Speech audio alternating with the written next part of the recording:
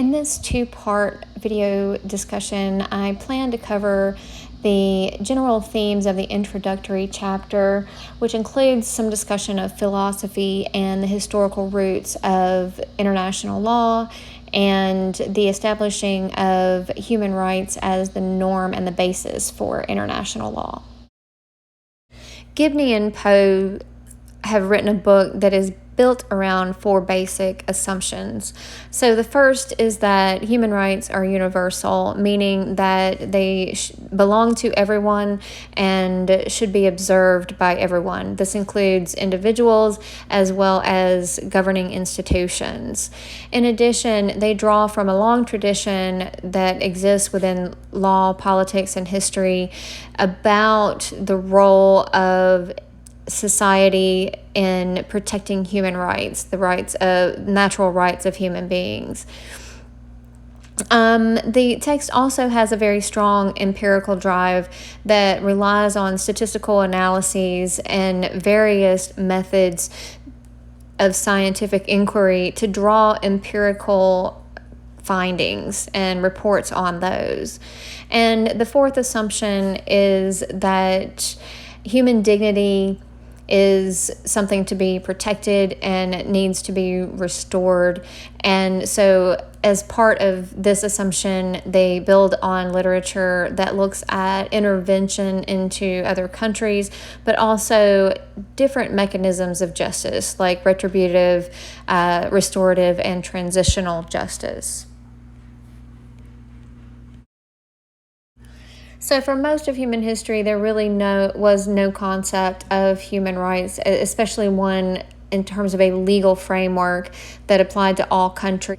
Your rights were determined by the government over the land that you lived in.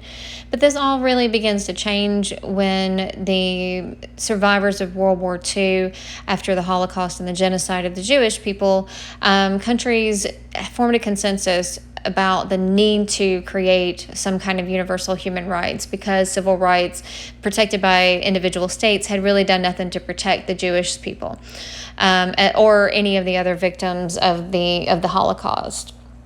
So these rights or these obligations are really falling into two different categories: certain things that governments should never do, or things that should never be done by anyone, and certain things that should be done to ensure human rights. This reflects kind of the positive and negative liberties argument that you find in domestic government. So some liberties require the government to pursue policy, and that's a positive liberty, but other liberties just require the government to refrain from taking away a liberty. Most of these are spelled out in the Universal Declaration of Human Rights, which is essentially the Magna Carta, the founding document of human rights law. So we refer to the UDHR as a declaration, and it does not have the force of law in the same sense that domestic law does. It's referred to really as customary international law, which means that it is abided by and recognized by custom in addition to this document. But it requires more cultural enforcement than physical enforcement most of the time. There are two different entities within the United Nations that oversee and implement the attempt to acquire these rights. That's the International Covenant on Economic, Social, and Cultural Rights and the International Covenant on Political and Civil Rights. There are two of these, and this really reflects the Soviet influence on the UN at the time and the leftist countries involved that wanted to ensure some level of economic protection for people within the Declaration of Human Rights. The West and the capitalist countries focused on political and civil rights. So these two separate divisions of human rights were really to sort of accommodate both sides. In terms of basic rights, the UDHR protects the right to life, torture, or freedom from torture, equal protection under the law, effective remedy under the law, freedom from arbitrary arrest, detention, or exile, a lot of the same due process laws that we have talked about, if you're familiar with U.S. law, including also the rights to work, right to asylum, the right to practice your own religion, and many of these get spelled out in much more detail within the actual declaration. I encourage you to read it. It's relevant to point out that no country voted against the declaration when it was passed, although there were 8 abstentions. The Soviet bloc, South Africa, and Saudi Arabia at the time were not signatories to this UDHR. And it was designed to be universal. Most people who do believe in human rights believe that they belong to all, regardless of station in life, location, or any sort of genetic predisposition. And the UDHR represents the bare minimum rights to assure the human condition, to make sure that people can provide for themselves. And as such, it does contain moral but also legal rights, and lays out the obligations on states to protect these rights. The obvious contradictions are laid out in the upcoming slides, but they really revolve around this concept of what is universal. How do you actually make something universal? So the primary contradiction is that while these are written down as universal rights, the reality is quite different, and different countries have different capabilities when it comes to protecting human rights. So there is a significant gap between the goals as expressed in the UDHR and the reality, and it has been extremely difficult to enforce. So there have been a lot of initiatives through the United Nations and other international organizations to shore up human rights where they are lagging. So you see some of the progress and ongoing challenges around areas like Africa and diseases, as well as aid in general to developing country, which is supposed to assist each citizen, but it only amounts to about $5.15. The Millennium Development Goals are a very important document that fall under the UDHR and the Quest for Human Rights. It involves 147 heads of state that agreed on these benchmarks related to hunger, poverty, education, disease, and health.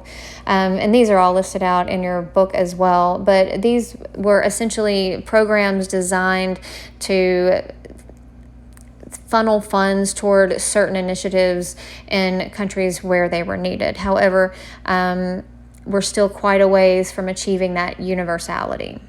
And just to preview, the next contradiction is discussed a little bit later in this chapter, but it really refers to questions about exactly how universal these values are in terms of whose culture they represent. The rights of humans is not necessarily a new concept. There are religious foundations, there are references to the rights of human beings granted by God in virtually every religion in the world. There is some sort of care ethos embedded in those that recognizes the need to alleviate suffering.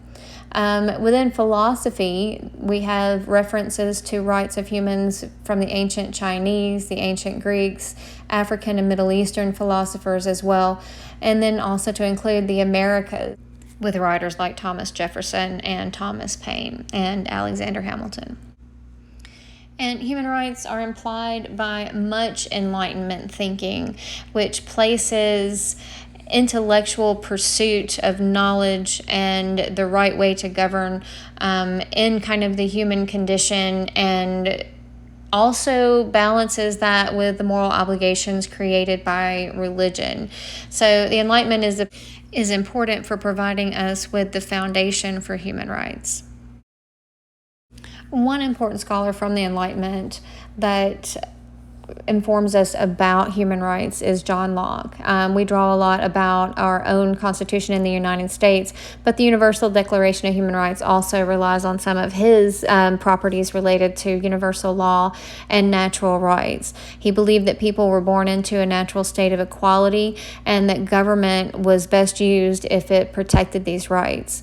Jean-Jacques Rousseau, on the other hand, believed that more often than not, government created conditions of oppression that caused people to not be free. So reason and knowledge would be important for freeing people from dogma and absolute authority, but he definitely believed in the importance of human rights of men who were born free.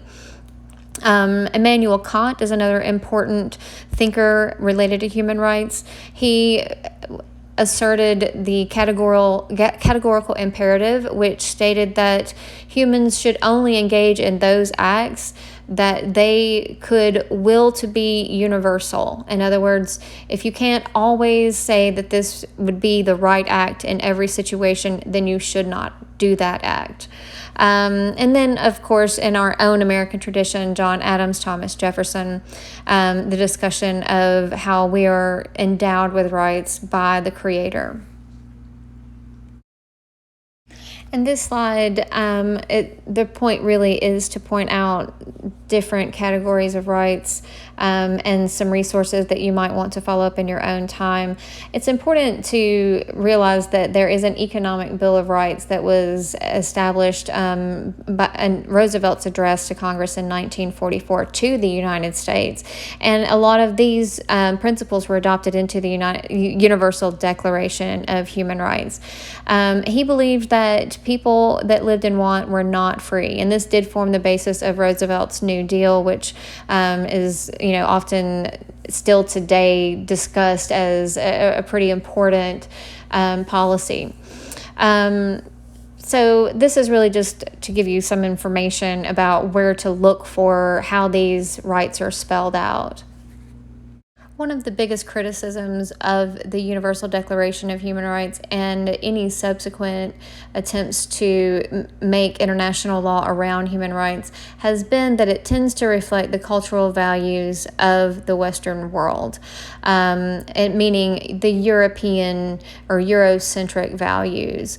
And there is a lot of assumption about non-Western cultures that tends to view them as savages, victims, and views European whites as sort of saviors of these people. And scholars have pointed out, as well as other leaders in other countries, that the West has a problem with examining itself and identifying its own failures to observe human rights. For example, there's a lot of criticism about how women are oppressed in the Middle East, but there are significant gender-based problems in the United States, including domestic violence, sexual assault, human trafficking, lots of issues that are very gendered in how they affect people.